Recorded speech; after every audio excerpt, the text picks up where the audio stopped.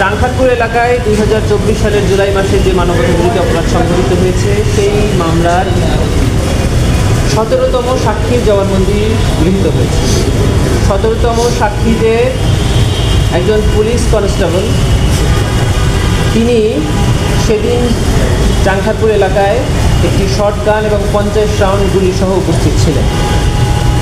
তিনি ট্রাইব্যুনালে সাক্ষ্য প্রদান করেছেন যে তাকে তার ঊর্ধ্বতন কর্তৃপক্ষ এই মামলার আসামিরা ছাত্র জনতার উপরে গুলি করার নির্দেশ প্রদান করেছিলেন, কিন্তু তিনি গুলি করেননি।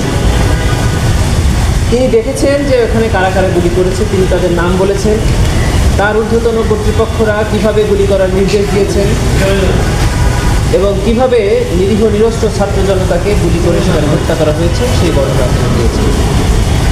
এবং 5ই আগস্ট চাংখারপুরে ওনারা যখন ছাত্র জনতার উপরে গুলি বর্ষণ করছেন, তখন ওনারা খবর পান সাবেক প্রধানমন্ত্রী শেখ হাসিনা পদত্যাগ করে পালিয়ে গিয়েছে।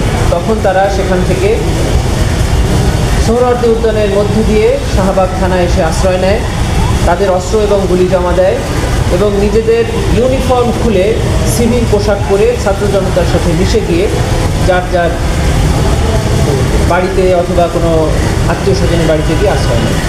সেই ঘটনা তিনি বর্ণনা করেছেন।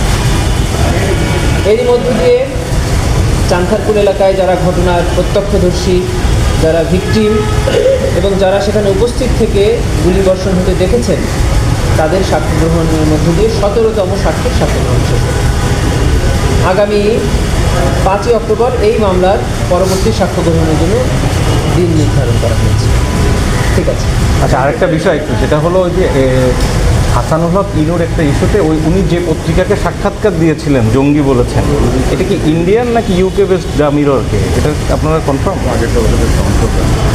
এই সাক্ষাৎকারটি মুম্বাইয়ে প্রচারিত হয়েছে, যার কারণে আমরা ভারতের মুম্বাইকে ঘটনাস্থল দেখাচ্ছি। মালিক কোথায় এটা আমাদের এখানে আমরা দেখছি। বলে দিয়েছে না, ওইটা মিজান স্যার এসে এই মিজান। আচ্ছা, এই মামলায় আর তাহলে আনুমানিক কতজন সাক্ষী আপনারা? এই মামলায় আমরা আপাতত মনে করছি যে ঘটনার আর কোনো সাক্ষী আমাদের প্রয়োজন নেই। প্রসিকিউশন মনে করছে যে এই মামলার ঘটনা ইতিমধ্যে এই 17 জন সাক্ষী প্রদানের মাধ্যমে প্রমাণিত হয়ে গিয়েছে।